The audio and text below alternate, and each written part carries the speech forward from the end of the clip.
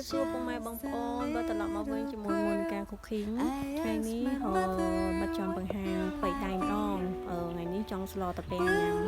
ហើយក៏ទៅផ្សារហ្នឹងឃើញមានត្រីអញ្ចឹងខ្ញុំដូចថាយើងលាចម្រុះមានត្រីរស់មានត្រីស្ពិនអញ្ចឹងទៅ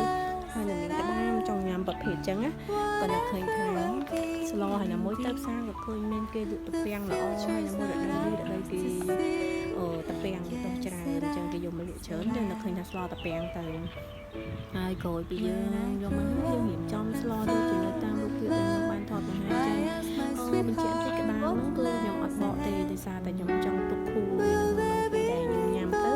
យើងបកក្តាមទៅវាមានខួរនៅជាប់កាលណាយើងបកទៅក្តាមខួរក្តាមវាធ្លាក់ចេញមកអស់អញ្ចឹងពេលញ៉ាំទៅវាអត់សូវមានជាតិឆ្ងាញ់វាឆ្ងាញ់ដែរប៉ុន្តែវាអត់ដូចយើងទុកខួរក្តាមវាញ៉ាំសម្បកវិញទៅវាឆ្ងាញ់មួយបែបទៀតហើយអញ្ចឹងយើងអត់មានអីច្រើនទេអញ្ចឹងស្លតាពាំងនេះគឺថាយើងរៀបចំរួចរាល់បានប៉ុណ្ណាឯងគ្រាន់តែគ្រឿងតាពាំងយើងដឹងហើយយើងមានបន្លែខៀវមានតាពាំងក៏ដូចជាមានអានូមានអីយើងលាយចូលគ្នាទៅដើម្បីផ្សំគ្រឿងទៅបានជាស្លតាពាំងមួយឆ្នាំហ្នឹងណា